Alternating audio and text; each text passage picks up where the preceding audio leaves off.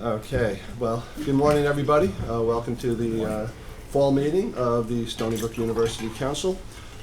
Really a great pleasure for the first time, although he's no stranger to any of us, introducing our new interim president, Michael Bernstein. Michael, round of applause.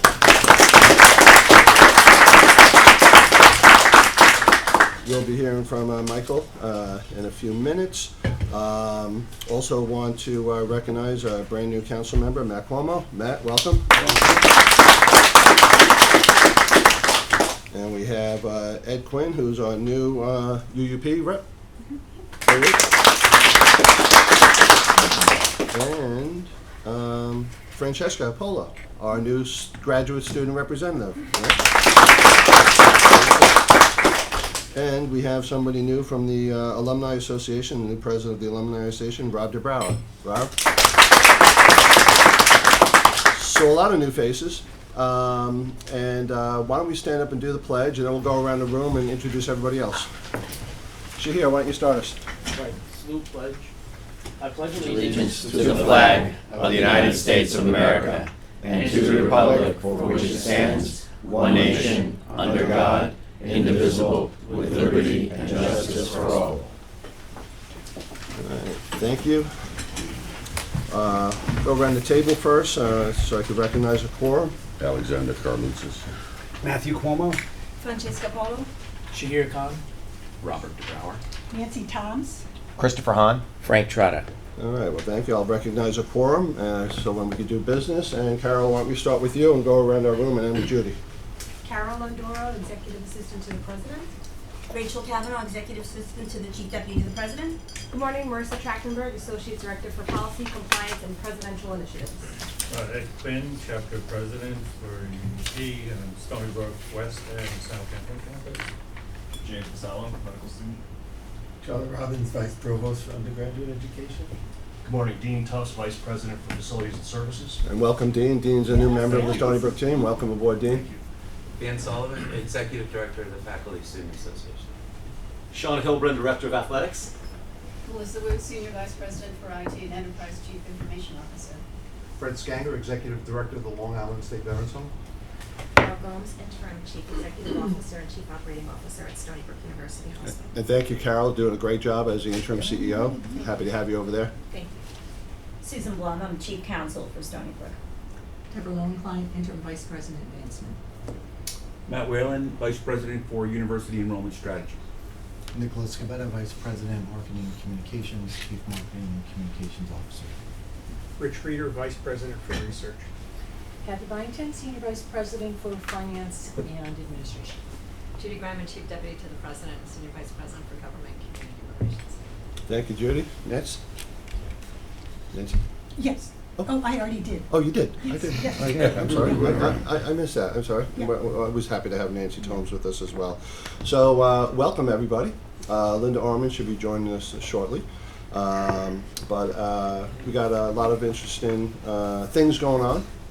We're going to have a lot of interesting reports to be briefed on today. So why don't we get right to the agenda. First order of business is the approval of the minutes from both the May 6th meeting as well as the special meeting we had telephonically on August 22nd of 2019. Motion by Mayor Trotta, seconded by Chris. Any comments, revisions, additions? All in favor? Aye. Any opposed? Any abstentions? Aye. All right, Matt abstains because he wasn't here for those meetings. Well, actually, I was here for the... Oh, you were here for the... August you meeting. just abstained for the May meeting? Yes. So approval for the August meeting, abstention for the May meeting. Good catch. Thanks, Matt. Let's see. My president's report.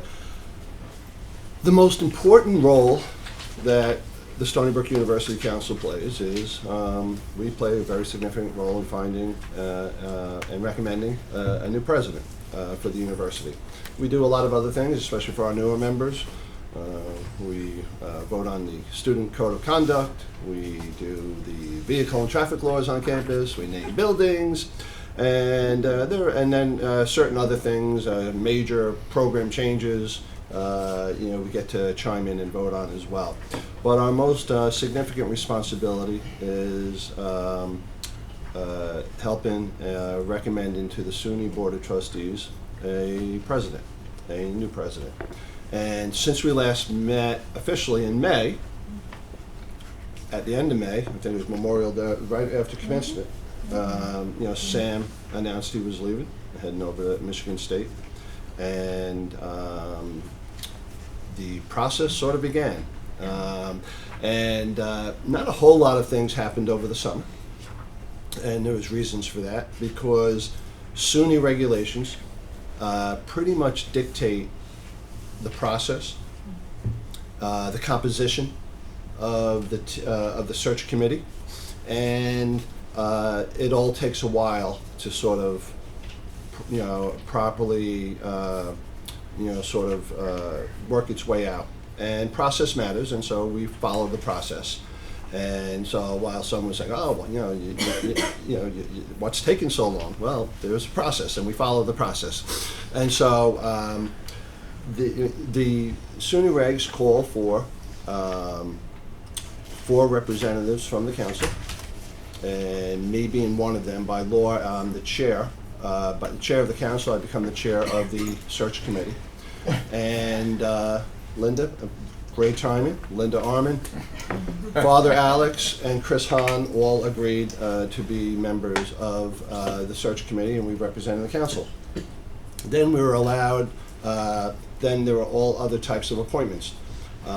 Because most SUNY schools get 6 faculty appointments, but because we have 10,000 or more students, we were allowed 7. And most get 1 foundation board appointments, but because, again, over 10,000 students, we were allowed 2. So after the 4 council members, we have 7 faculty members. And that's done by elections. Actually, I should back up. This is a very prestigious committee to be on. 1,100 people were nominated for this 17-member committee. Yes, 1,100. And when it comes to the faculty, we were allowed 7, but there's nominations, and then there's actually elections. And that happened. We couldn't do that over the summer because a lot of professors are out of pocket, traveling, doing research. And so that didn't culminate until like a middle of September. And so we have 7 faculty members. We have 2 and the faculty members, represent both sides of the campus, scientists, social scientists, liberal arts, nice mix of professors. The foundation appointees include Jim Simons. Very happy to have him on the committee along with Rick Gelfond. We were allowed 1 dean, and that dean is from the largest college on campus. That's the College of Arts and Sciences, Nicole Sampson. And then we were allowed 2 students, and we were very fortunate to have Shahir on the committee. I serve with Shahir on the Provost Search Committee. If he is part of our country's future, we're very lucky, because he's a very smart, bright young man, very engaged, and he'll be a great asset to the team. So, I'm glad you're on it. And we have a grad student, who's it? Ching? Yes, and she is pre-med, or no? She's in. Yeah, she's a grad student. Very nice, bright young woman as well. And then we have a couple of other administrative type of appointments. We have somebody from the Alumni Association, who happens to be the Chief Diversity Officer for Suffolk County Community College. She used to work here, and she's an alum. Christina Vargas. We also have, we were allowed 1 person, also elected from the professional staff, throughout Stony Brook, and that's Kimberly Joy Dixon.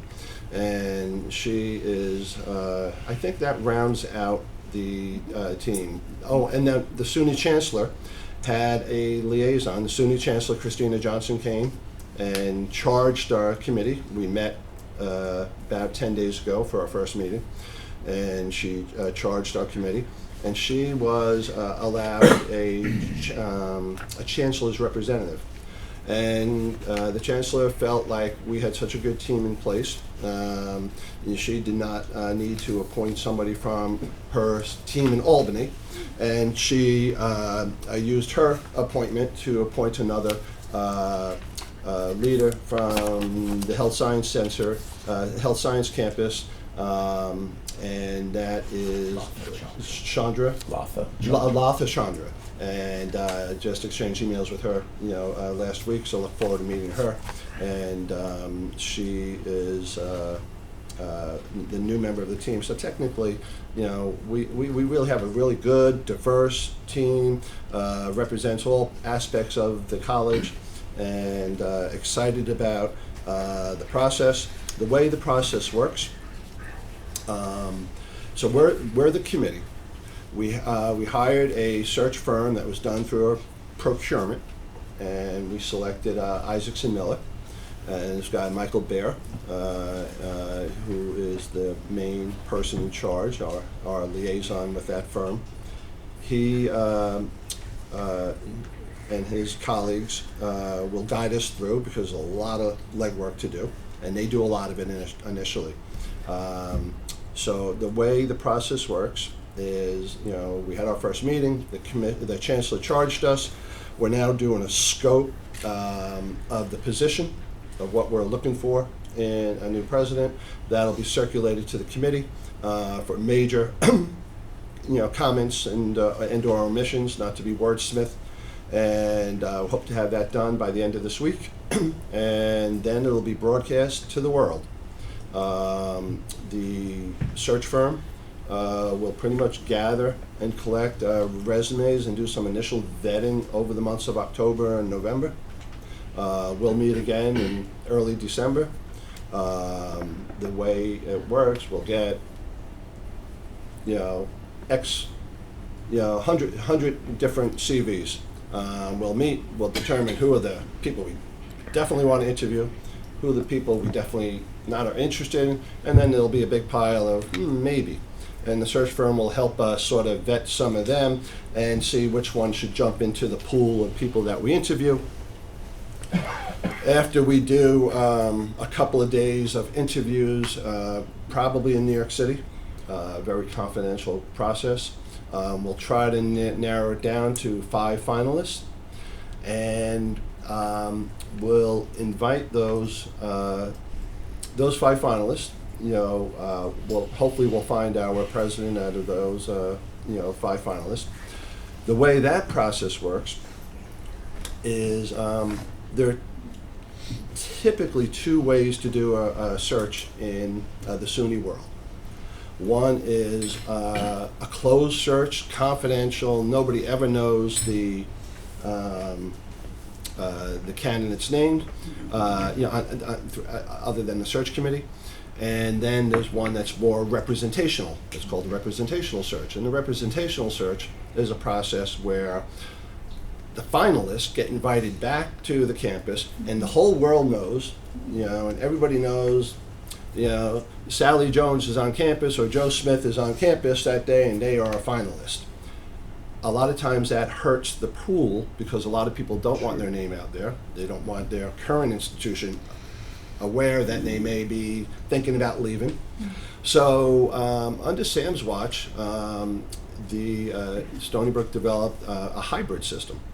And the hybrid system is, we will invite the semifinalists onto the campus.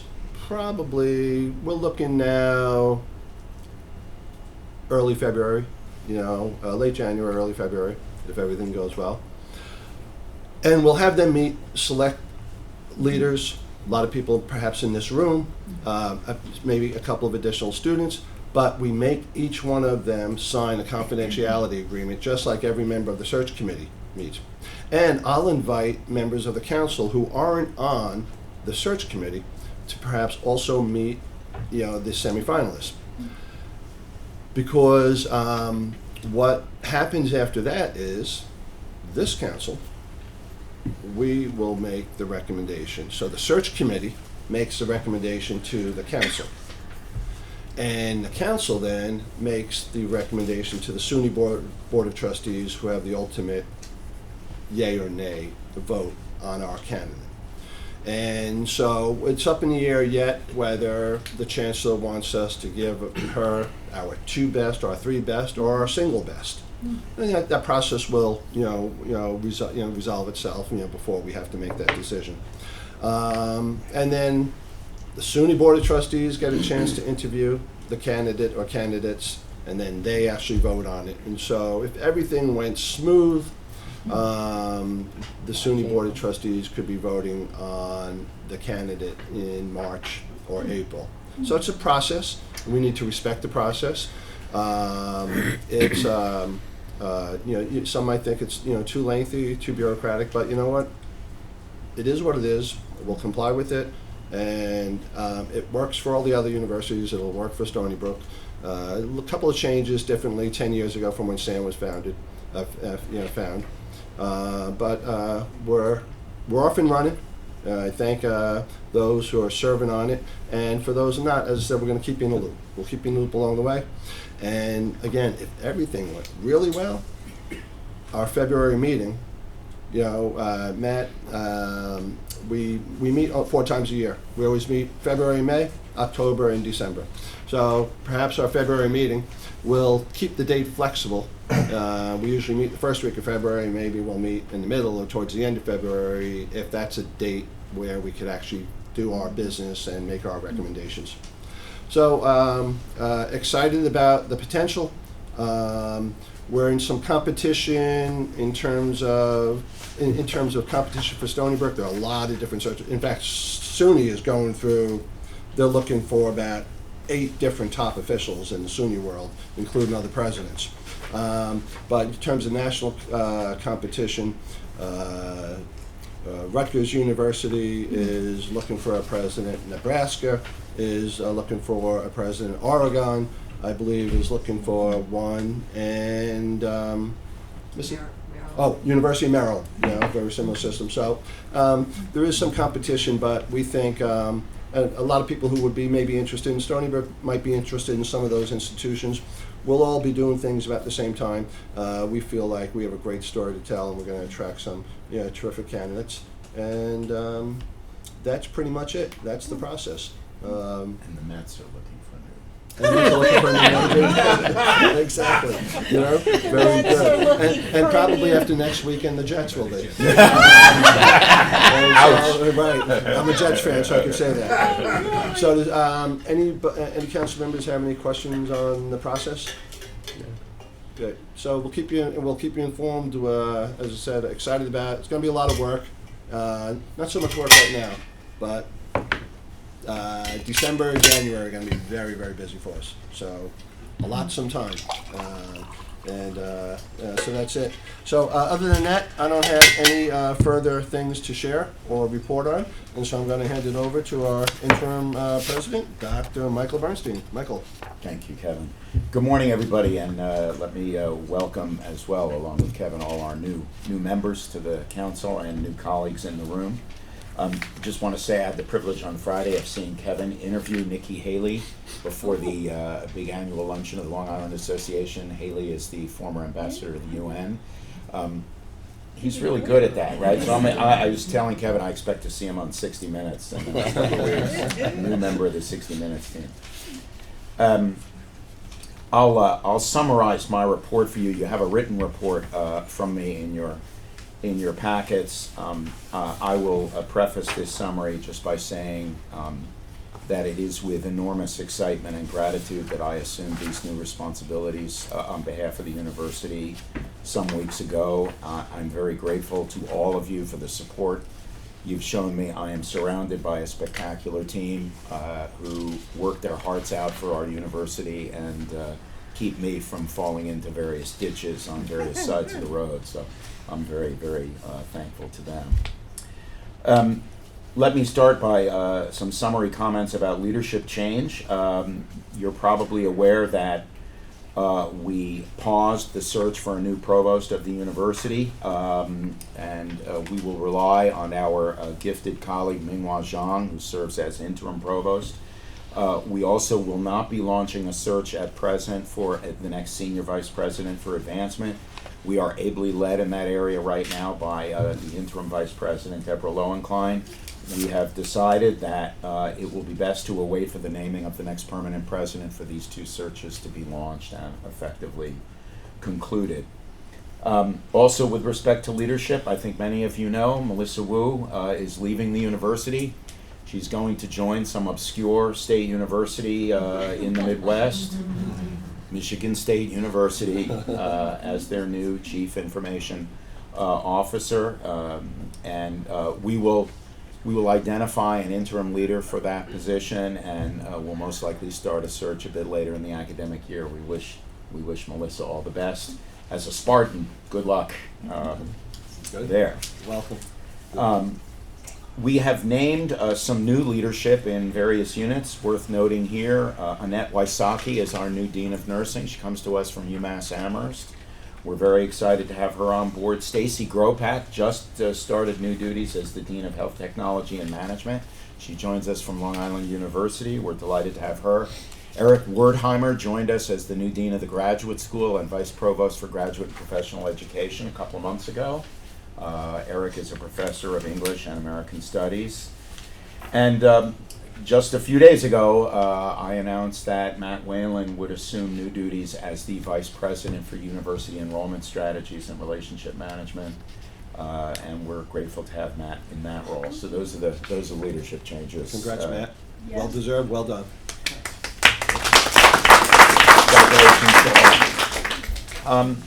Stony Brook Medicine, the MART, the Medical and Research Translation Building, and Children's Hospital are opening. Yes, it's true. They're opening. They're opening.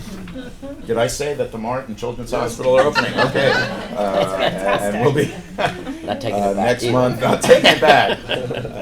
Next month, and looking forward to the ribbon cutting. Spectacular new facilities. Some of you have had a chance to see them already.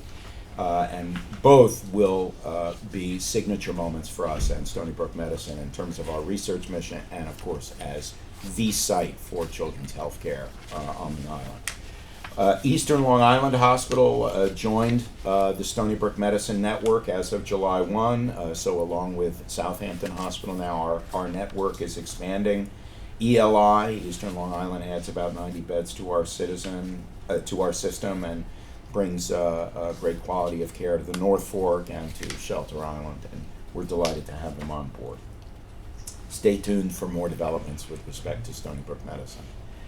Let me take a moment to talk about significant research steps by our faculty and awards and recognition for our faculty. Howardina Pindell in our art department received the 2019 Artists Award from the Artists Legacy Foundation. We're very proud of Howardina, and we're delighted to celebrate her accomplishment there. In Alzheimer's research, we have received upwards of $10 million in several grants this past year from the National Institutes of Health. We received 2 Energy Frontier Research Center grants from the US DOE, totaling in excess of $20 million. These are 2 grants, one led by Esther Takeuchi in chemistry and chemical engineering, the other led by John Parisi in geosciences. These are remarkable awards. Most institutions are lucky to get one. We got 2. So we're very proud of our colleagues there and of what they represent in our research mission. Many of you probably read in other communications that Peter von Nieuwenhuizen of the Department of Physics and the Yang Institute for Theoretical Physics here received a $3 million special breakthrough prize in fundamental physics, an enormous distinction for anyone in the physics field.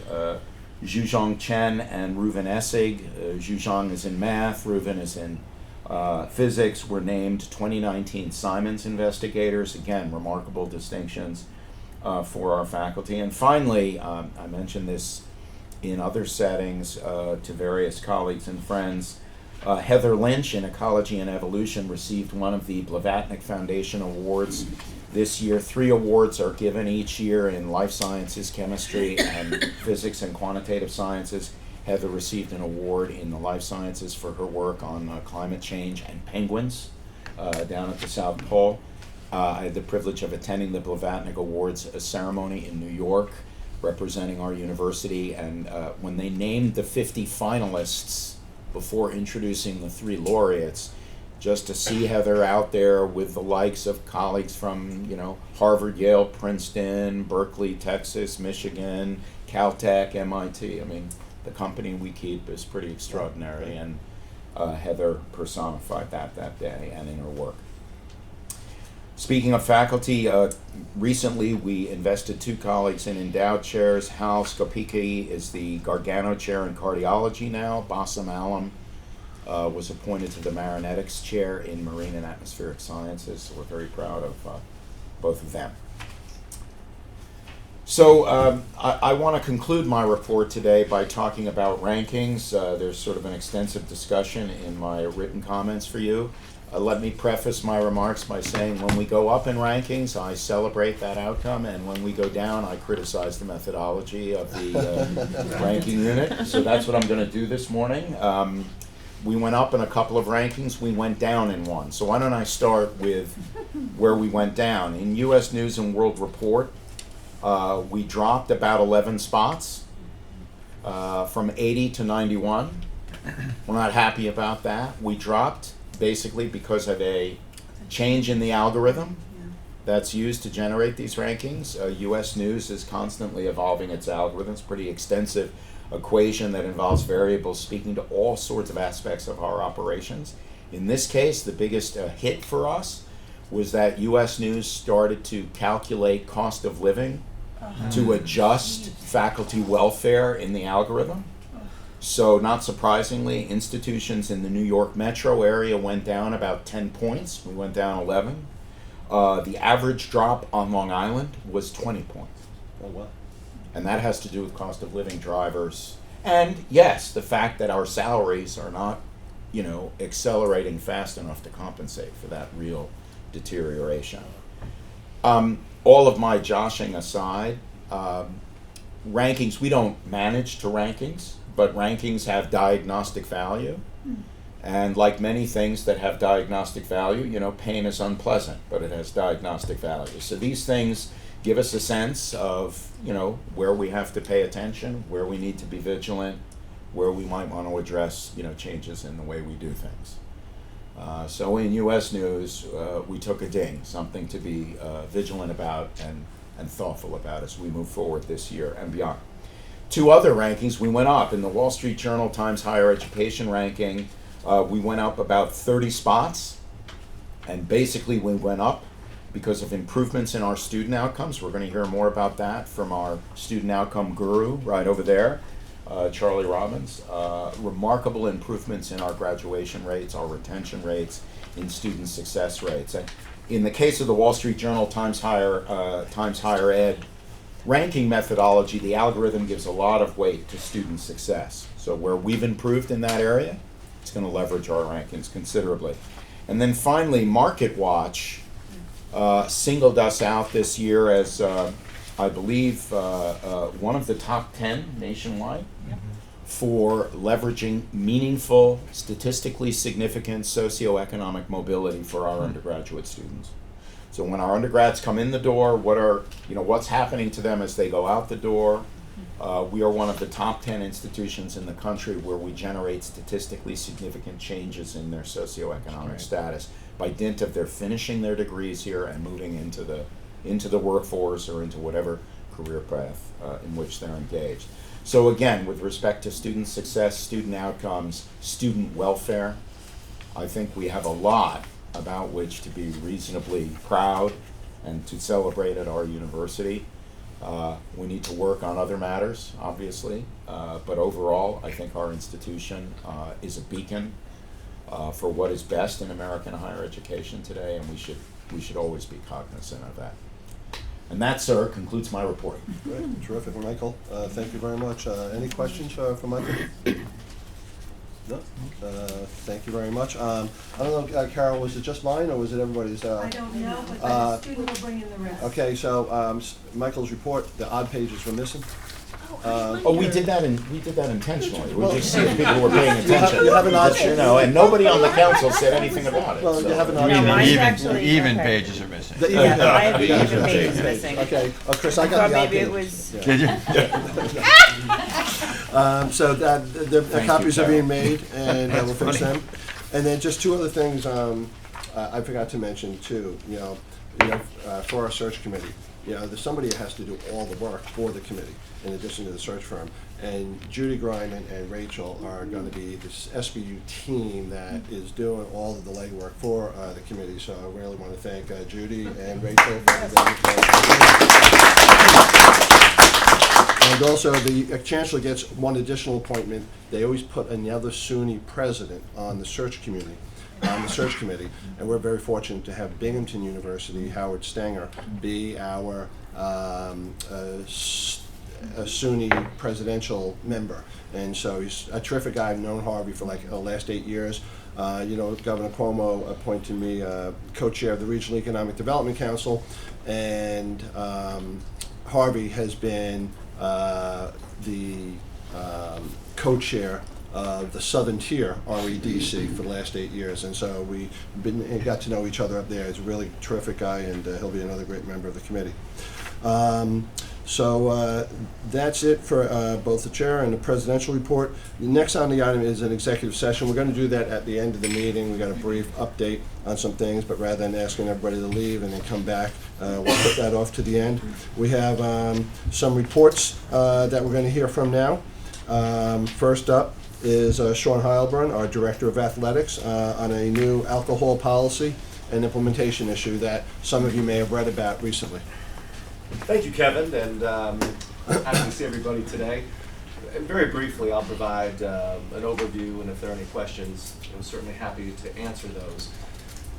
So last year, 2018, the NCAA removed a ban on alcohol sales at its championship events, which led to a large number of Division I programs moving forward with the sale of beer, wine, alcohol at athletic events. So this was something that we looked at extensively, and Sam, as a member of the NCAA Board of Directors, was a part of those conversations. Felt comfortable moving forward with a pilot program, and really the intention was to enhance the fan experience. You see a lot written about financial opportunities with the result of beer and wine sales. That was really not the driving force here. It was to create a more engaged fan experience. So we decided to move forward again with the help of many folks on campus. Leadership came together. Thank you, Marissa Trachtenberg, for working with us on the revised alcohol policy. I feel like because so many different parts of campus came together, we were able to get a good program in place for a one-year pilot program. Again, learning from other institutions as far as what they did for best practices. I'm happy to report 3 games in. We've had extremely positive feedback, 0 issues inside the stadium, and certainly after homecoming last weekend, very pleased with how that was managed. And again, thank you to Van Sullivan, FSA, our friends at Culinary, and really everyone on campus for coming together. This is a program that we'll address at the end of the year, and we will determine whether or not we move forward with it into next year. But for now, it is at football games and at basketball games. So we'll have complete information as far as the success or lack thereof, and what we want to do at the end of the year, probably in the spring when basketball is over. So that's a high level.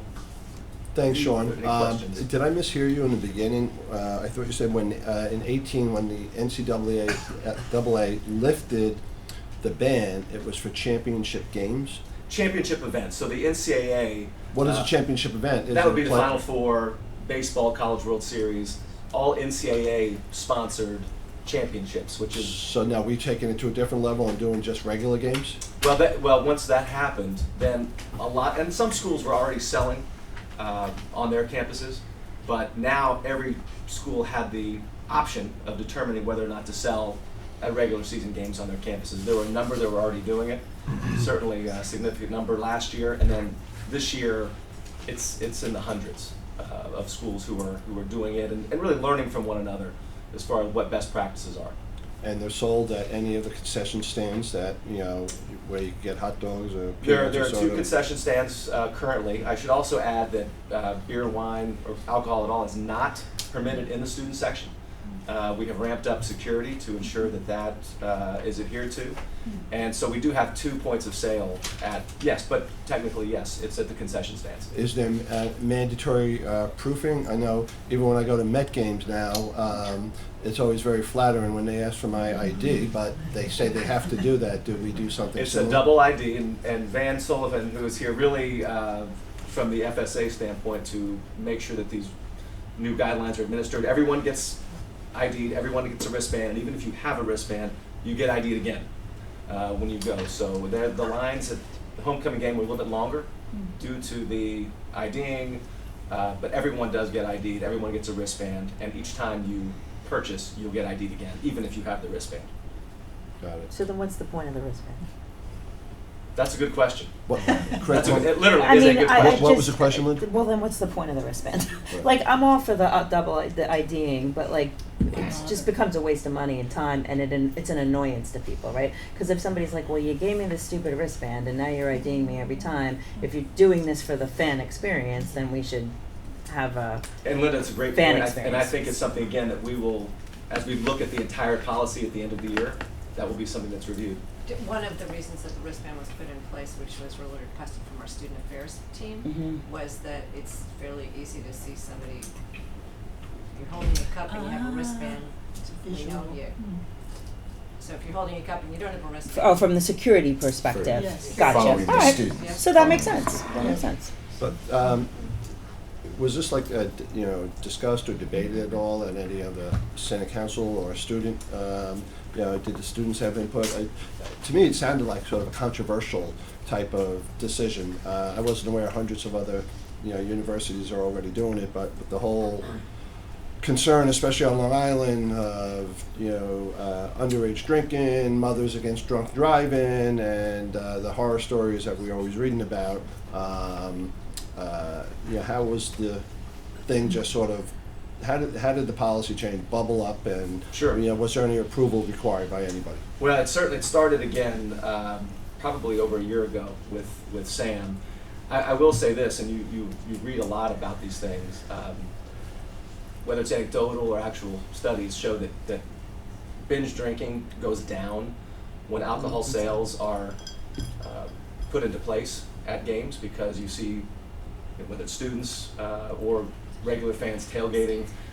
We implemented last year a no return policy. Once you exit the stadium, you can't come back in. So what would happen is people at halftime would go out, go back to their cars, drink excessively, then come back in. So that's one thing that again, studies have shown. As far as the process, there were a lot of people involved at the leadership level here, a lot of conversation. So I think to get to the final point, Student Affairs was engaged. Did we engage students? We did not, and I think from the standpoint of seeing it roll out at so many schools across the nation and learning from those schools, and really that's why we decided this is a 1-year pilot, and then a determination will be made after this year as to whether or not we move forward with it. So who's going to make that determination? It won't be me. I will tell you that. It's our president would ultimately have the final decision. Because I would think that a decision like this, you'd want some cover, right? Because although things have worked out right now, it's not always going to work out. Somebody's going to get drunk at a game, going to do something ridiculous. I wouldn't want to make that decision by myself. And I'm not saying that this is the right body for it. Maybe it is, maybe it isn't. But there should be some sort of cover to the university and to whoever makes that decision, because this could be a very consequential decision for someone should things go wrong, and somebody needs to be held accountable. But if you spread that accountability around and you have a real debate and a real discussion, what strikes me about this policy is that we read about it in the paper, and it seemed to come out of nowhere. And I don't know, like I said, I don't know who would be a decision-making body, but I wouldn't want to be a staff member here, especially in a time of transition, that's putting this policy forth. Because it could lead to some significant consequences. If I could react to that, I appreciate Chris's comments. I think, first of all, to stress something Sean just mentioned, this is a pilot year. right? The fact that we have approved these sales this year does not mean that we are committed to forever embracing these sales. We want to see how this year evolves. Your point, Chris, so far so good, but there's always a possibility that something could break or get derailed. I think in the end, we've got to gather our data carefully. We need to pay attention to what we're hearing from all venues and from all constituencies, and I would agree, then there should be a discussion about this with appropriate bodies, including this one, to sort of digest what we've learned, and then if and when a decision has to be made, make a decision in a way that people understand the decision and what the metrics were in making the decision. We're hoping that this is a way to enhance the fan experience. Yes, to be honest, to generate some revenue in our athletics operations as well, but we don't want to do something that's going to, create a problem or jeopardize the welfare of our community, and certainly of our students. So all of those things have to be kept in mind. Good, glad to hear that, Michael. And Chris and I discussed this last month as well, because I had concerns as well that this council, we had to approve bans on smoking on the campus, and it's like, well, how come we have to chime in on smoking, but we have no say on alcohol, which could have even perhaps worse effects because of kids getting in cars. And I get it, and I spoke with Judy, and so legally, one involved an amendment to the student code of conduct, which was the smoking policy, which we had to do. What was it? This body was in the loop on the smoking policy in that we presented multiple times, but it didn't actually vote on it. We did, so we didn't. Yeah, no, I'm sorry, thanks for that good clarification, but it was presented to us. And so, Michael, what I'll suggest to you and to Sean and to your team is, even if you're not legally required to get our approval or consent, we are out in the community in so many different sectors, business, legal, politics, and we sort of have the pulse of the Long Island community. Use us as a sounding board. And that's really another role that we play here. And so we could give you our thoughts and comments. We're always very supportive of what you guys want to try to do anyway. But that way, one, you get our input, and two, we don't have to read about it first. And so I think it just bodes well for the whole university and for the process of what you guys are trying to do. So Sean, I appreciate the update, and look forward to hearing the results of the pilot later on. When that would be in May or after at the end of basketball season. At the end Once of basketball concludes, this is just for football and basketball, so not for lacrosse or any other events. Both So after both basketball men's season, and women? Men's and women's. Okay. So we'll have the data, and certainly we'll gather and can present those findings to this group. Any council members have any other questions? Yeah, what other universities in the area are going through this now, and Well, how are it's they interesting. dealing Buffalo, with it? Buffalo is doing it. Albany has beer sales in their stadium.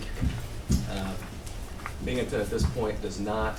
Many programs have alcohol in VIP areas, as we have done, but in terms of sales, really Buffalo is probably the other major program that went forward with sales in venue at their regular season games.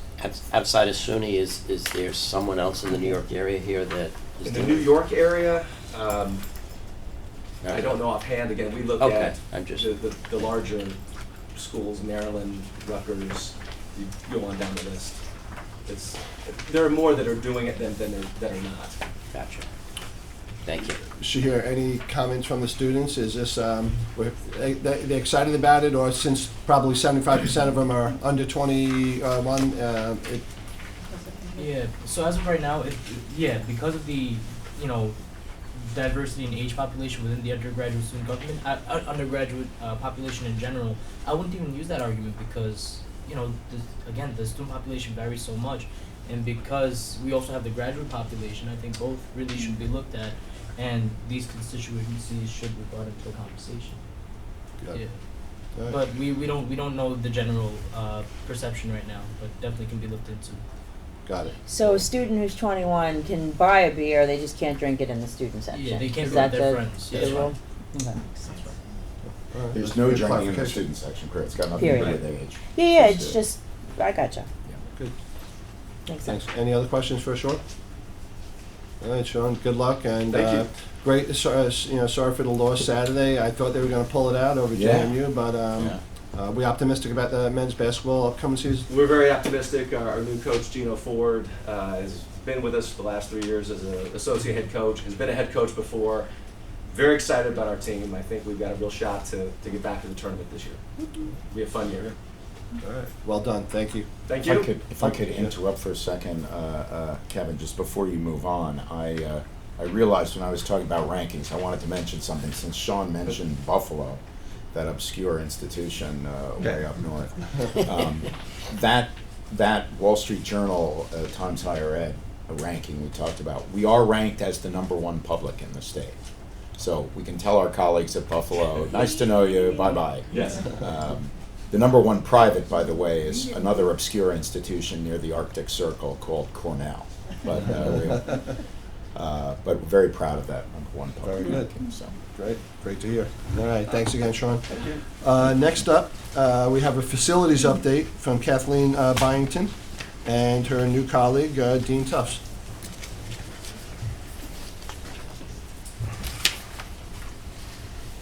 Thank you very much. I think it's particularly appropriate as you're meeting for the first time in the academic year 2019-2020 that we take a few minutes to review plans that the university has for investment in facilities.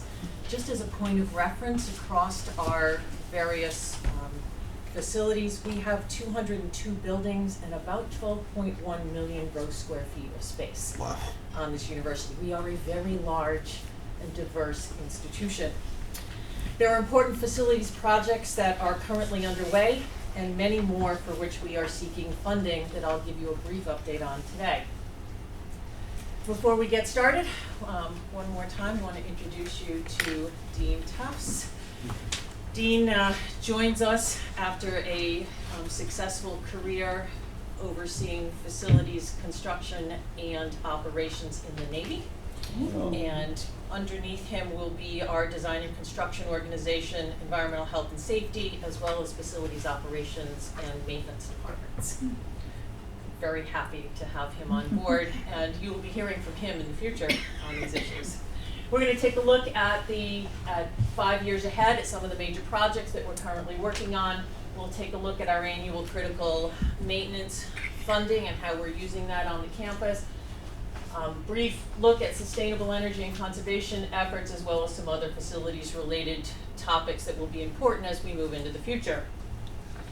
Looking at our 5-year plan, as we celebrate the ribbon cutting for the new children's hospital that completes the occupancy of the medical arts and translation research building and the new patient tower on the East Campus, that was more than a $400 million project. But there are $709 million of additional projects already in construction or management on this campus.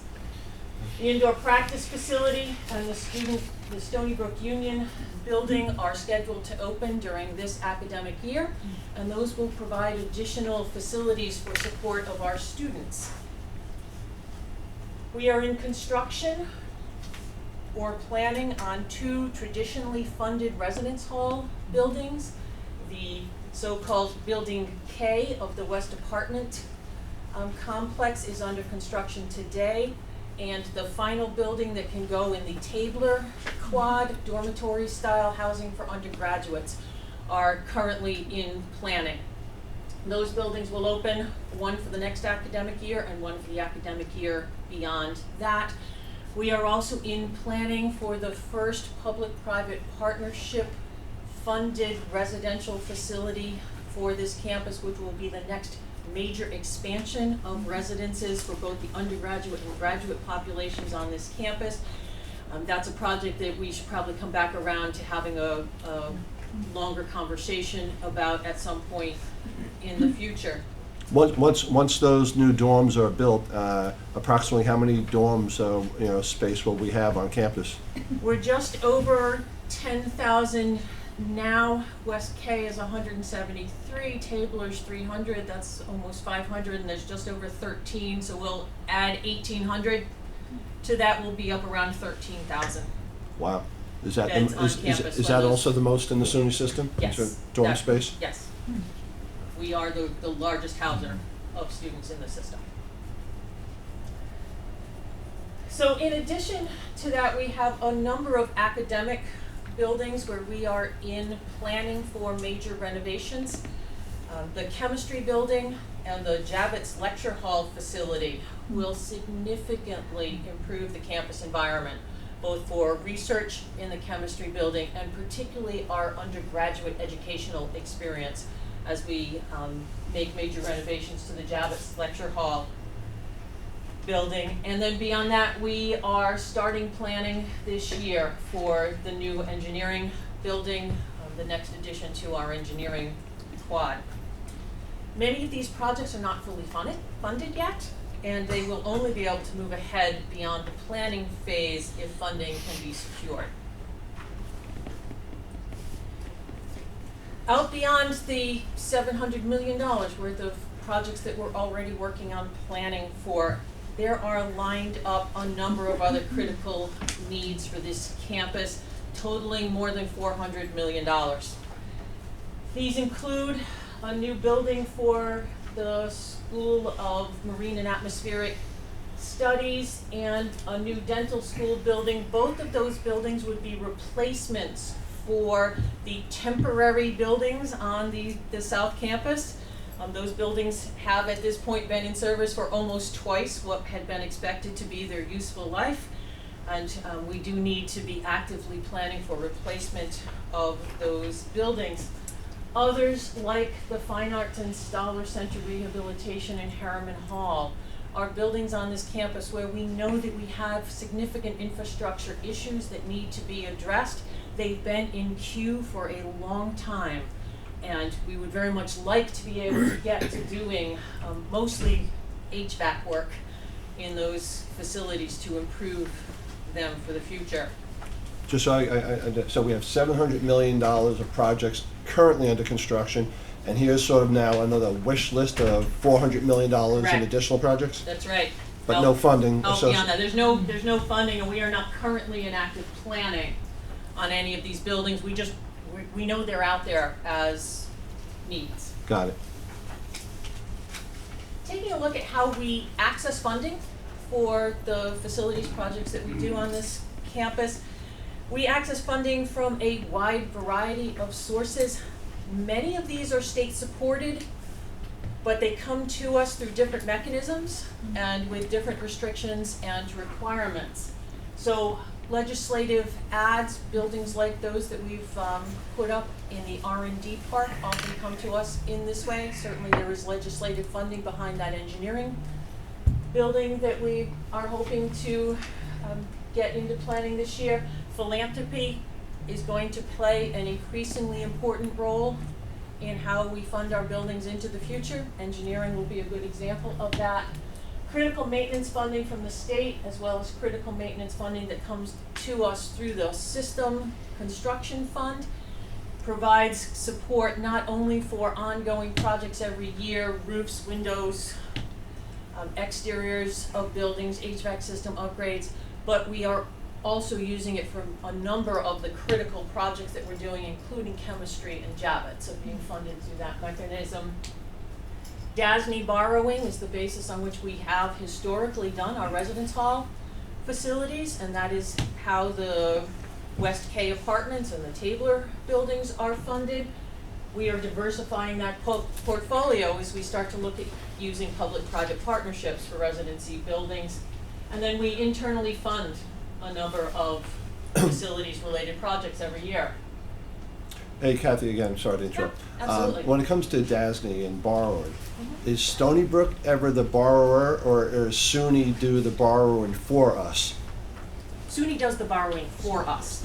And then what, they then ding us for some of the interest payments out of our budget, and that's how we sort of contribute towards? Right. We pay the interest payments on DASNY-funded projects.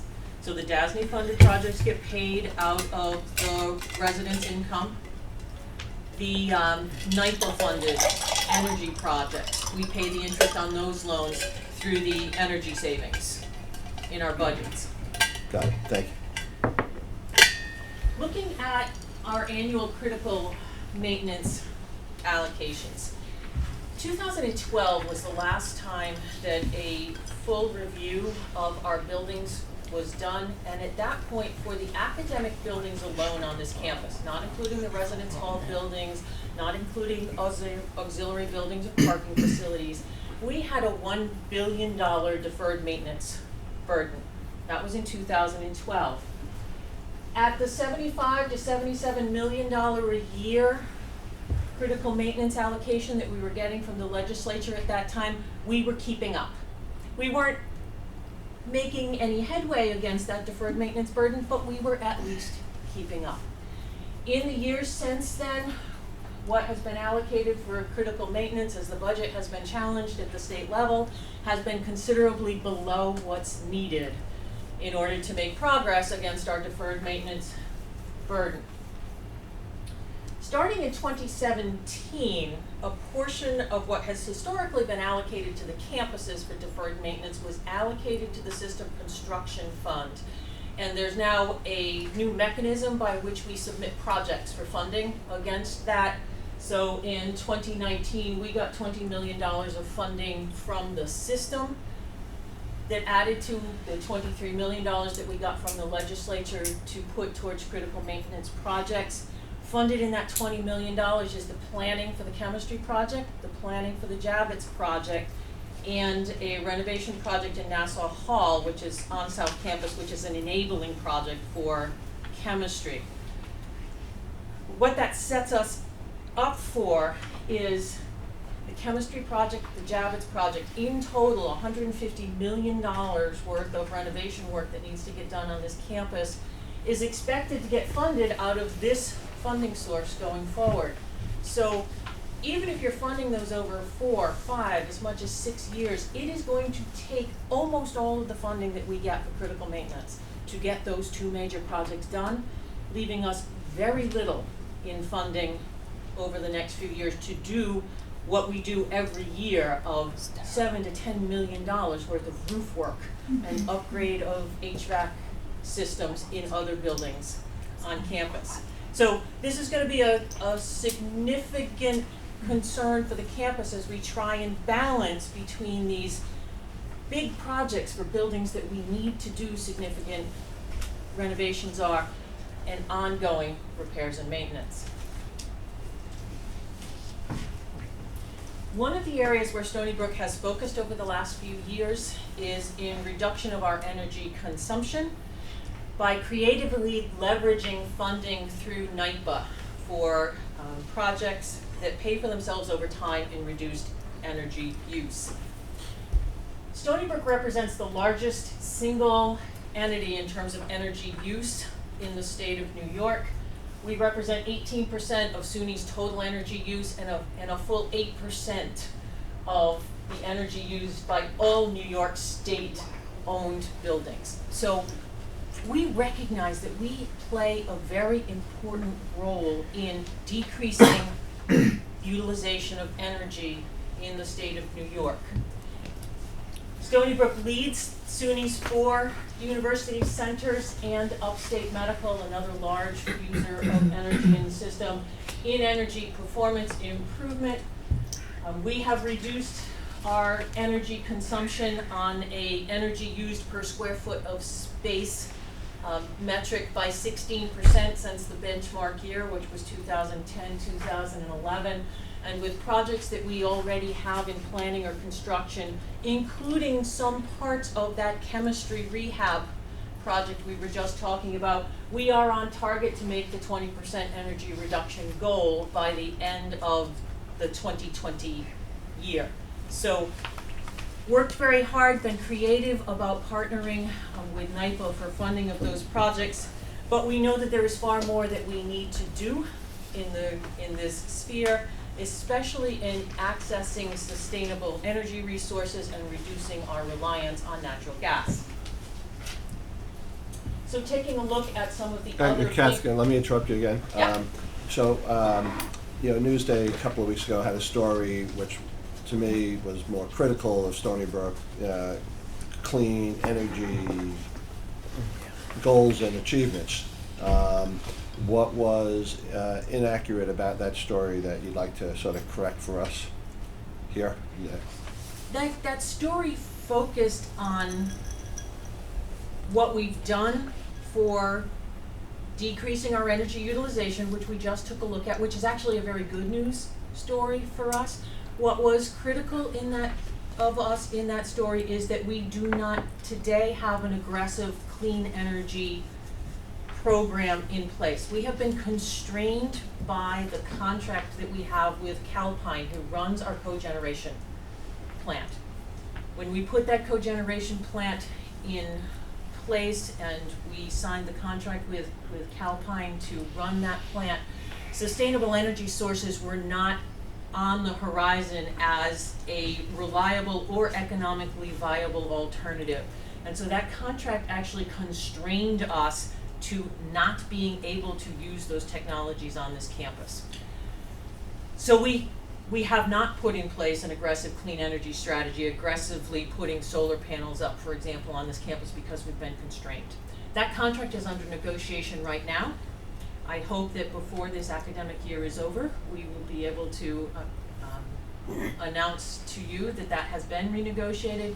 It is a critical part of that renegotiation that we be able to access sustainable energy sources, and the facilities team is working right now actually with NYPA and others in putting a clean energy strategy together that I think will move this campus in an aggressive way to the future that we would like to be with. That's terrific to hear. One, it's consistent with the governor's commitment towards getting the state off of fossil fuels. Two, if I was a student here, I'd want to be seeing that as well. So I'm glad to hear we're moving in that direction. And for those who don't know, Stony Brook is like its own little utility world here, and it's not actually part of the overall LIPA system, right? And you guys Right. generate your own power? We have a microgrid here on campus where we Right. supply our own energy. Which to me, as a former head of LIPA, I would encourage us to be as, we could sort of and should be able to dictate our own future. And so I hope we continue to move in that direction, and that the future contract or the contract that's under negotiation gives us that flexibility. Yes, we certainly will, and we are increasingly reaching out to access the expertise of our own faculty in these kinds of issues. Battery storage, for example, being an area where we're a lead in that research, and it is a very important part of sustainable energy sources becoming part of what can be utilized in an environment like this where we need 24/7, 365 energy. I think we should explore that. The entire South P lot could be used as a solar parking lot, and one would also provide cover for the kids parking their cars and working to the bus depot there, the bus station there. That's one of the projects we're looking at. Projects being looked at now. And I would just add here, Kevin, because you and I were whispering to each other about this, a lot of these forward-looking initiatives with respect to energy and our environmental footprint require investable funds. And this is always a challenge for us. They pay off. Right. These investments pay off. We know that. We can calculate the ROI depending on what the relevant horizon is. So that's something we're constantly in discussion with, with the authorities in Albany and with the SUNY leadership, that investable funds are precious. We don't have a lot of them around here. Right. And we got to pick and choose. There's that. You have to set priorities, but also, these projects require, like you were just mentioning, PLOT, have to have some investable funds to put up that solar farm. So, right. Got it. Absolutely true. So, looking at some of the other facilities-related challenges and opportunities that the university will start to address over the next couple of years, we know that we have constraints today in terms of parking.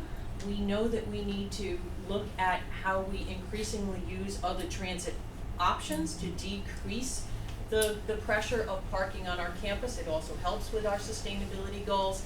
A consultant has been chosen to partner with the university on a strategic study of our parking and transit options. We're in negotiation with that consultant now, so work will get done over this academic year, and this is one of those places where we have already started reaching out to those students, and they will be a critically important part of what we can accomplish here in terms of parking and transit services.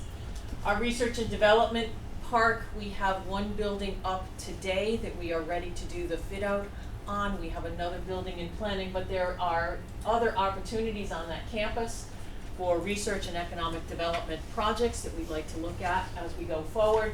One challenge there is, as we continue to increase our footprint on that campus, maintenance for those buildings has not been included in our state funding allocation. And so it's another one of those places where we're constantly looking at how we balance the needs of providing maintenance funding, both ongoing operating maintenance funding and capital maintenance funding to the academic core of the campus and now to the research park, as some of the buildings in that park start to get to the point where we need to do periodic maintenance on them. With the building plans that we've just talked about over the next 5 years through that P3 housing facility, if that goes up on time, we will maximize the sewage treatment capacity that we have in the Suffolk County sewage treatment plant. So we will need to look, it's a long lead time item to get through the process of determining how to provide additional sewage treatment capacity. I'm sorry. We're so excited down here, Kathy. I know. Just Sewage can't, treatment plants get Every project in Suffolk County. Suffolk County. If you don't have sewers, it's not moving forward. So we get it. It's critically important. Nobody likes to talk about it, but we know how critically important it is. Right, so we're gonna have to do some hard work there, and then we've already had a discussion on renewable energy plans and the Calpine contract renewal, something that we're focusing on this year. So that completes the presentation. Are there any other questions?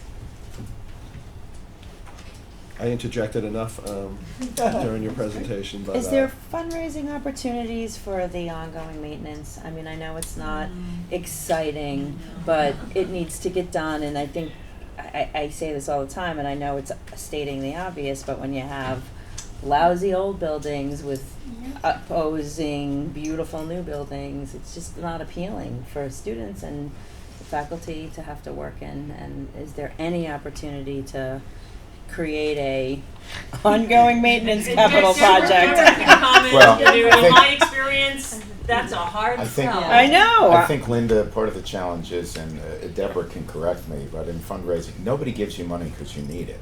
I know. I know. People give you money because they're inspired by something I you're know. doing, I know. or part of your mission. And critical maintenance, I think a lot of the attitude of our constituents is, the state should be providing for that. Yeah, I agree. Don't ask me for it.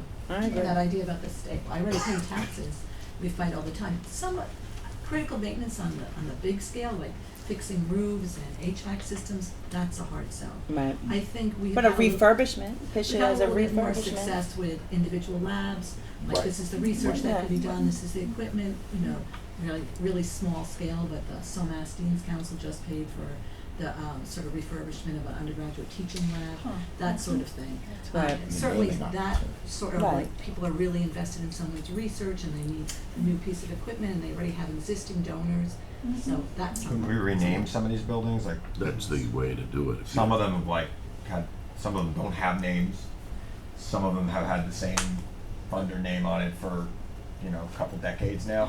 I mean, is there an opportunity to? Those are big ticket items though, renaming a building, we're talking about tens of millions. Yeah, but that's the kind of thing, probably easier to get one person to give you tens of millions than multiple people to give you a couple of hundred. I was working on it. And sometimes, Chris, it depends on, the nature of gift agreements from the Right. past, right? Right. And you can change the name, Yep. Sign in perpetuity. Right. Yeah, I agree, like doing a lab or something like that. I don't know. I said my piece once again. Well, Kathy, terrific presentation. Yeah. We look forward to hearing more about the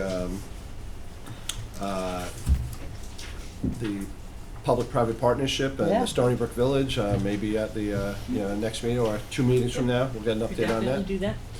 And too, I didn't mention this earlier as well. A lot of what Kathy shared with us, it's exciting with this much work being done on the campus and our footprint already and all the things going on.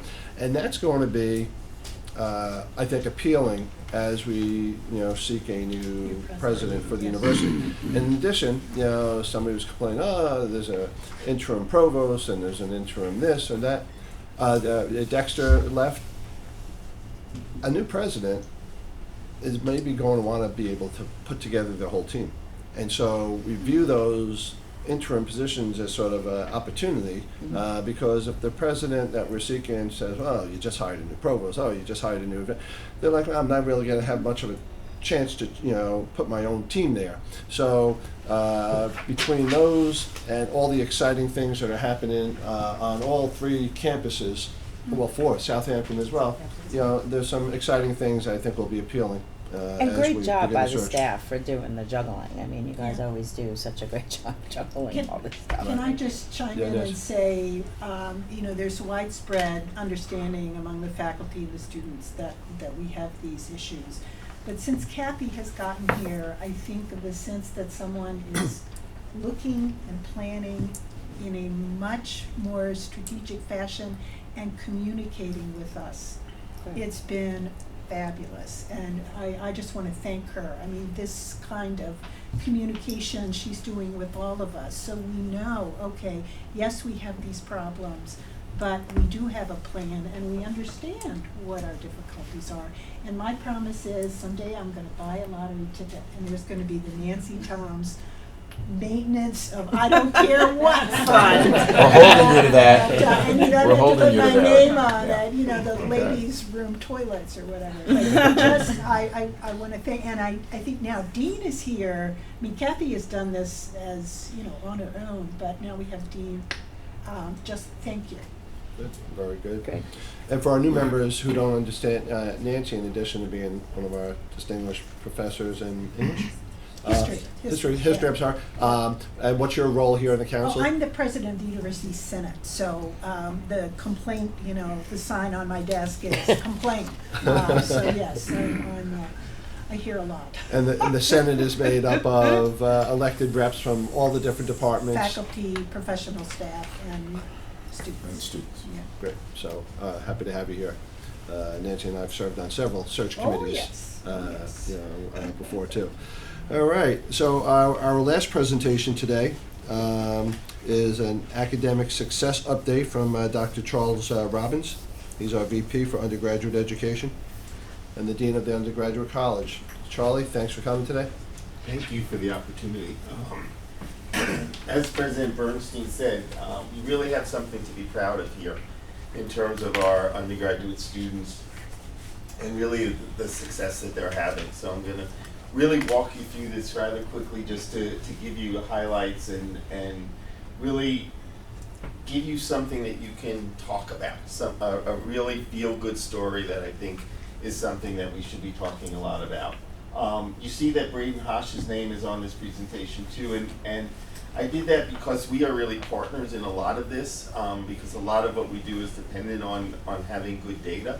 And so we work very closely together, and so I didn't want anyone to think that we're doing this on our own. So I'm going to really give you an overview of our leadership, our graduation improvements, some of what we're doing around student success, and then finally the Male Student Success Initiative, which is a separate initiative that we're operating at this point.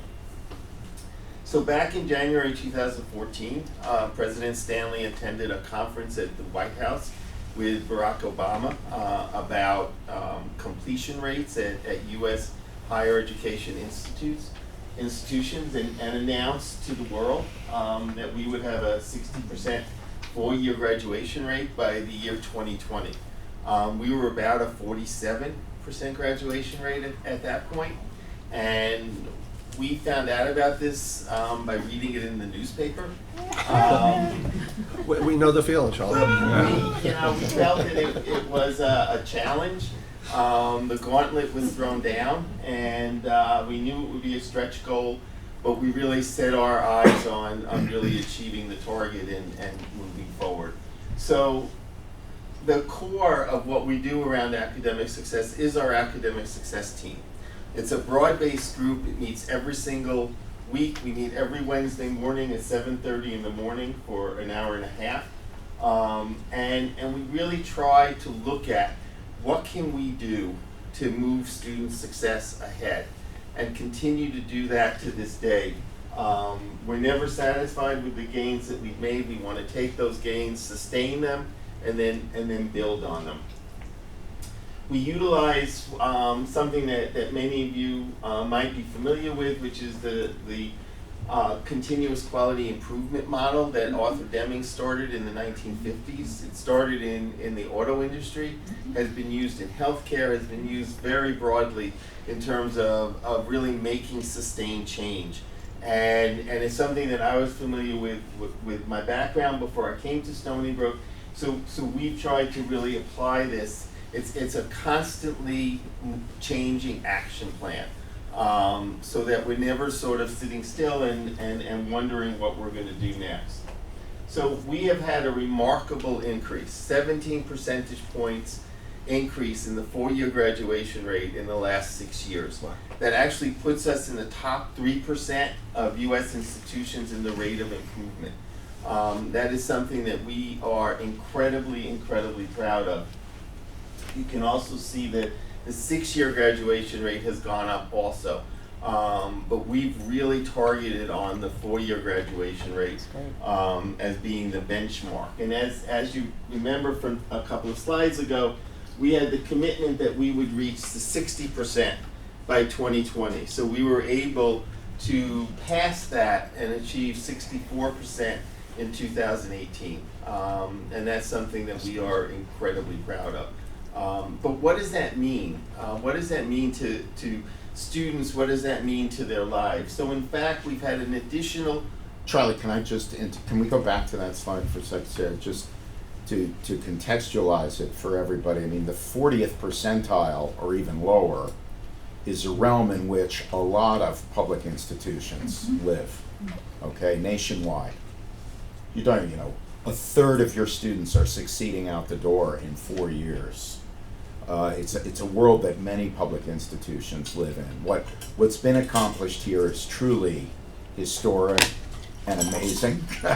And then the other end, you want to talk about state of the art at the other end. And obviously, elite privates are up there in the 90th percentile, but in public education, probably the standard bearer right now is UVA, right? They're in the high 80th percentile, 90 percentage point, 90th percentile for the 4-year rate. That's sort of the high end at the public institution level. And I might add, none of those institutions at the top end are remotely as diverse as we are and as accessible as we are as a public higher ed. And have the percentage of Pell eligible students. That's right. Because I would have to think that, I would have to think cost of education plays a role in that, Yeah. right? I mean, not everybody can afford to graduate in 4 years, right? So that's what stretches it out a little bit. Sure. Right. Sure. So an additional 1,800 students have graduated on time. And what that translates to for the students is an economic benefit of $125 million. $24 million that they have not paid in tuition and fees, and another $101 million in added economic potential earning capacity. So we're really making a difference in the lives of our students. We're really able to show them that in fact graduating on time is really economically the thing to do, and to be able to move ahead and make a difference in their lives. Even more important in many ways when you think about what the mission of Stony Brook University is, we've essentially eliminated the gap between students of color and white students at both the 4-year and the 6-year rate, and Pell eligible students and the more affluent students that are studying here. Again, to use the same word as the president used, this is unheard of. This is something that our peers and our aspirational peers would really kill to be able to say that they've accomplished. And that's what the article in Markets Matter really was talking about, is our ability to close this gap and lift everybody in terms of socioeconomic levels to the next level. So this is something we are very, very proud of. You'll notice The one gap that we have not been able to eliminate is the gender gap. And I'm going to come back to that at the end. That's been the most resistant, the most difficult to move forward. So what do we do? We do a lot, and again, it's a constantly moving target. So I mentioned already the academic success team. We started an academic success and tutoring center. We really target our interventions to ensure, while we're serving all students, and we will always serve all students, we will target our interventions for those students that can truly benefit from needing a little bit extra to be able to move them along. We work, as I said, very closely with institutional research. Everything we do is data-based, everything we do is evidence-based practice to ensure that in fact we're making the difference that we want to make. We've worked on policy reforms, we've worked closely with the Senate, we've worked closely with undergraduate student government to ensure that everybody understands why we need to move in the directions we are, and it actually is in the benefit of students that we do everything. We use both in-house analytics through Braden's area, as well as a platform that we purchased through the Educational Advisory Board called Navigate, that allows us to really know exactly where students are and what they're doing. We started a Finish in 4 program that I have an additional slide on that really allows us to get students across the finish line. Students that are really close that without these interventions might not, to really be able to identify them first and then move forward. We worked hard, and this year had some real support from the President's office on adding additional sections of classes to ensure that the seats are available that students need. Students can't make progress if they can't get into the classes they need. Sounds simple, it's not. And knowing which classes they are, when the students need to take it, and be able to do that has been something that we've been working on over the last decade, and continue to make progress on it. I'll be presenting this Thursday to our undergraduate program directors to try to really bring the faculty on board with what we're doing. The next frontier in my view is to really look at the curriculum through a lens of academic success, and many of our colleagues and other institutions have started to do that. So I'm meeting with the undergraduate program directors on Thursday with the academic success team, and we'll be going through a similar exercise with them. This is the Finish in 4 initiative that I mentioned. This is all funded through a performance improvement grant that we received through SUNY.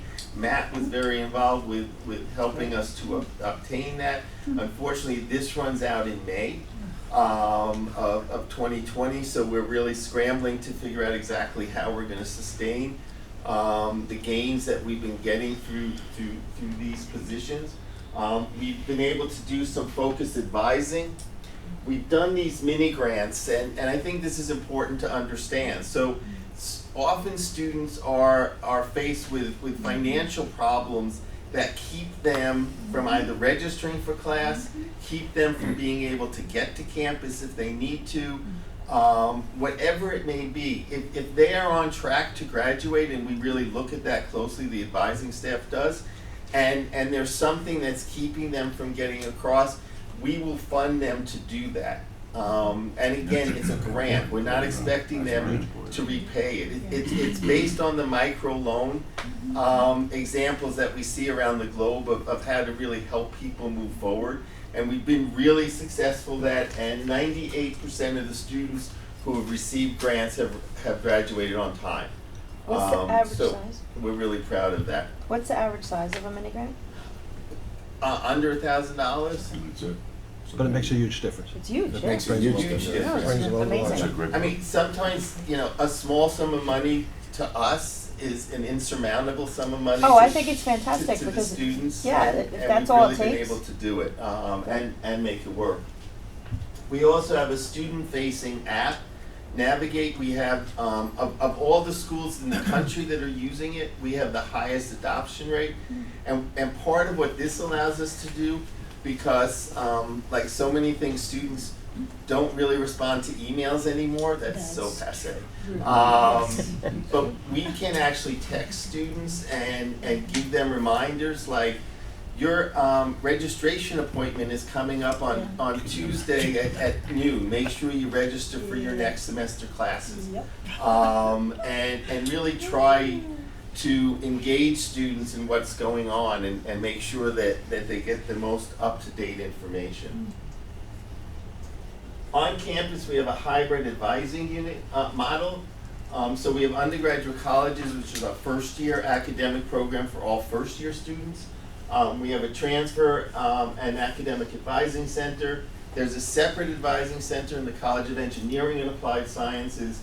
And some departments have professional advisors, the majority don't, and other people fulfill those roles, which is, I think, a weak point in our system, the inconsistencies there. And so we're really beginning to look at that. Our EOP AIM program is for students who are economically challenged, but also are less prepared academically. And after coming in with us, they actually graduate at a higher rate than students who are admitted through traditional means. So that's a real success story. And we're unfortunately, SUNY has just informed us that they're actually reducing the funding to that program, so we're gonna have to take in less students next year than we did this year, and that we would want to, which is really, I think, in some ways, I know this sounds dramatic, but in some ways it's a tragedy, because these kids are doing so well. But without the funding, we don't have the slots for them. We have 3 university-wide honors programs, our Honors College, University College, and WISE, that have amazing students in them. The Navigate platform is what I had mentioned before. We've been doing something called pop-up advising. So we're trying to engage students. We're trying to take advising where the students are. So as one example, last spring, we did 2 nights in the rec center, and over 200 students saw a professional advisor and did a degree checkup. And so for very little investment, we feel we're getting a real return, being able to take the advising to the students. And we have several set up across this academic year. And we created a new student success website, almost like a one-stop shop, so that students can go to one location and get all the information that they need in order to be successful. Because right now or previously it was spread all over the web, and we've just gotten authorization from FSA that we're going to be able to put tent cards on in all the dining facilities, on all the tables, just letting people know and encouraging traffic, trying to drive traffic to the new student success website to begin to continue. This is just some of what we're doing in the Academic Success and Tutoring Center. So we have one-on-one tutoring, we have success coaches that deal with things like time management and test-taking skills and public speaking. But we just signed on, so because part of the problem is, to be perfectly honest, is that our tutoring appointments are full, and we just don't have enough capacity. And so we've been able to become a part of a SUNY program that's available every night from 7 p.m. to midnight. So students can log in and get support if they can't get into the individual tutoring, and still get help with individual problems on things that they're working on, or individual problems in their classes. What about the gender-based gap? So as you saw at the beginning, if you take a cohort of students who enter the university, they're equally qualified for the most part, men and women, and then you take that cohort 4 years out, there's a 17 percentage point gap in the graduation rate when we started doing this work. So when we were looking in the academic success team at what are the populations that we need to address, one of them that really just came out and really announced themselves to us is really the issue around male graduation. And we participated and with Judy and President Stanley and now President Bernstein in our He for She campaign. And one of the commitments that we made was that we would normalize this, that we would get the graduation rate to close to 50-50 in terms of eliminating the disparity. And I'm really proud to say that we've now reduced it at 7 percentage points, so there's only a 10%. And I don't mean only like that's okay. But it's something that we're proud of, that we've been able to move the dial. Most of the other institutions that have been working on this, their gaps are continuing to grow. And so they're really interested in how we've been able to actually do this. We've done focus groups and individual interviews with almost 200 male undergraduates, and really done a qualitative study to really identify what are the factors that seem to get in the way. And a lot of it has to do with masculinity, with issues around toxic masculinity and the conflict that the way we're teaching young men to act and what they need to do to be successful in higher education don't fit well together. And so they bump into each other. There are definitely emotional and developmental readiness issues. There's a difference between the young women that we admit and the young men that we admit. There's a lack of focus and inadequate academic preparation. We were recently featured in an article in the Chronicle of Higher Education because of the really, I think, ahead of the curve work that we're doing around closing the gender graduation gap, which is something that really is seen nationally. And then finally, and this is the last slide, again, we're really proud of what we've achieved, the improvement we have sustained, the closing of the gaps across the board with the exception of gender is something that you all should feel really proud of. We put on what I refer to as a full court press. I'm glad Sean left when I said that. Because I think we do a better one. But,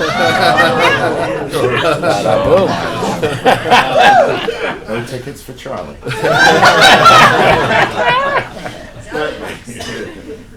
Excuse me, but we've really had the commitment of senior leadership, which I can't overestimate the importance of. It's critical. We've had an investment of thousands of dollars in terms of particularly supporting the EAB program and moving that forward. And we've just implemented as much as we can. We've used data to guide our way, but we've implemented as much as we can. At this point, we know that any change we made needs to be sustained. The last thing I want to see is us slipping backwards. And as President Bernstein knows, that really needs an investment of funds to carry us forward. Everyone's always looking for a magic bullet, but there is no magic bullet in this case. It really is this full court press. It really is applying pressure at all of these points and continuing to tell the story of all the initiatives we're doing and what we're trying to accomplish and why we're doing it. And then finally, what we've really landed on is something that we refer to as high-tech, high-touch. So we're using the data, we're using the platform, we're using all of the predictive analytics that we can get our hands on. At the same time, at the end of the day, we need people to talk to students. We need people that students can come in and sit down with. And we need to find a better balance of that than we have today. But thank you for your attention, and again, thank you for the invitation to come. Great. Charlie, very well done. Very, it's great to learn and hear it. Two questions. The male issue, is that common throughout universities across the country? Around the world. Around the world. And then the 60% or 63% now graduate in 4 years, so almost 2/3 of our students are graduating in 4 years. How does that compare with the other SUNYs? Are we at the top there, or? We're very close to the top. Binghamton's a little. Binghamton's edged above us a little bit, Okay. but again, there's a very different makeup of students there. But did they have as much improvement as we've had over the last 10 years? No one has had the improvement that we've had. Yeah, but a great story to tell. You know? What's the financial shortfall for the classes that you said you're gonna have to try and make up? The mini grants that might not get funded in 2020? the PIF. Right, so that has been about $250,000 that we received from SUNY. And again, we've been working with Matt to really look at how to have those funds available moving forward. That's what we But donors, we would certainly You see, I not to take off of what you said, I really think, this is just my commercial, I think this is something that people would like to invest in. They'd be inspired by it. Oh, yeah. I mean, we are changing lives, and we can show that we're changing lives, and so these are things that I think have the potential of advancement, really selling to people, because it's a great story. Yeah, it really is. You know, let me chime in here that something Charlie mentioned at the end that should also be emphasized. Sure, we can use all of the digital tools that are available to us and that continue to evolve for us, but at the end of the day, this is a contact sport, right? Yeah. There's no way that you enhance student outcomes without FaceTime. And I think any group you get in front of, any alumni group you get in front of, Robert can correct me here, you talk to people about their success in college or university. It's all about the impact of mentors, counselors, peers with whom they have direct contact. That's part of what is so important here. It's also partly what makes it so expensive, because it can only be mechanized up to a certain point. The other thing I'd mention, Charlie's emphasis that this is a great story of ours. I sat in with the student success team a couple of weeks ago. I want to do that from time to time, both to learn what they're working on and to show my respect to them. There was a team from the University of Missouri in by video conference at that meeting, because they know we're on to something, and they wanted to hear what we're working on. So, imitation is the sincerest form of flattery, right? Exactly. So Stony Brook is really a trendsetter in this, and it's all due to this student success team and the leadership that Charlie provides to that team. So here, Charlie. and then Nancy, then Frank. Has the diversity of Stony Brook been accounted for in the, I guess, the success rate of males at Stony Brook University? Because, just looking at, just hearing some anecdotes of, global students on campus, their experience is a lot different from those that are native at Stony Brook, native to the United States. So, is there anything on that? These numbers include all students who are studying at Stony Brook. Okay. The issue with the disparity between male and female graduates is the same in every group. So it has nothing to do with race. It has nothing to do with economics. It has nothing to do with first generation. It has nothing to do with what major they're studying. And these are all the things that people say to explain it. But the disparity is the same across all of this. It really has to do with the difference between young men and young women. Interesting. Nancy? So mine is a follow-up question, because one of the things that you hear from some uneducated people is that a college education isn't worth that much, and I can just go and get a job that's already paying well without finishing the 4 years.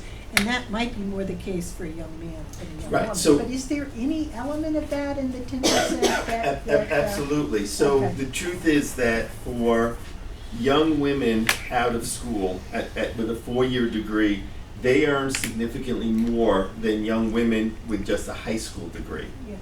For young men in their first job out of school, they don't earn more than their peers with a high school degree, but they make up for it later. And one of the things that young men have more issues with than young women is delayed gratification and being able to look at the long-term picture than the short-term picture. So finances has a big part of it, and part of our responsibility is to really educate them about what that long-term picture is. Is the family pressure more perhaps too? Because many of our students are funding their families as well as themselves, that a young man may feel more pressure that to go plays into get it. okay.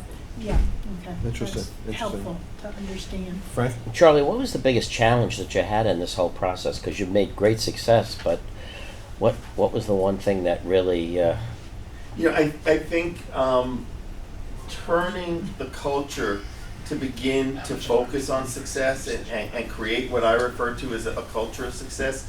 Many large public state universities don't pay attention to undergraduates and aren't really paying attention to it. Sometimes they paid attention because of the ratings and the rankings, and they just want to make sure that those numbers are there. But we've really been able to create an environment in which we talk about success from the first day of a student's orientation. We start talking about success in four-year graduation. I talk to as many faculty as we possibly can. Nancy's going to have me come to a Senate meeting and do a presentation on this for the Senate at large, just to engage the campus community, as well as educating students about what the benefits are of being able to move forward.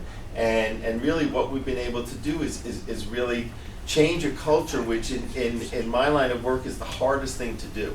And that's what we've been able to do, but we need to be able to sustain it going forward. So you really gotten everybody behind the message. It's the team. That's right. Yeah, idea and that's too. what really Yeah. is driven. Linda, then Rob. Just a quick question, have you seen first year retention rates rise as a part of this program as So- well, and are they correlated? The first year retention rates have crept up much more slowly than this. They actually plateaued, and this past year they went down 1%. So I've got a yellow caution light flashing with all of my units, saying that we need to really pay attention to that, and need to try to understand that. Some of that has to do with students not being able to get classes they want in their first year, and that they're going. Many of the students, that because our students are really such high performers, they have options. So we've got to make sure that we're offering them what they need. So we've got to really focus on that first year retention, is from first year to second year retention, as well as continuing across all the other years. Thank you. And in terms of the economic shortfall, I presume many of these students are already Excelsior recipients, and these are Absolutely. ancillary, non-tuition related expenses. Absolutely. All right, Charlie, thank you very much. Thank you, Charlie. Okay, we have a quick 5-minute executive session that we need to go into, but before we go into executive session, does any council member have any other business or issue they want to raise? Michael, anything else on your part?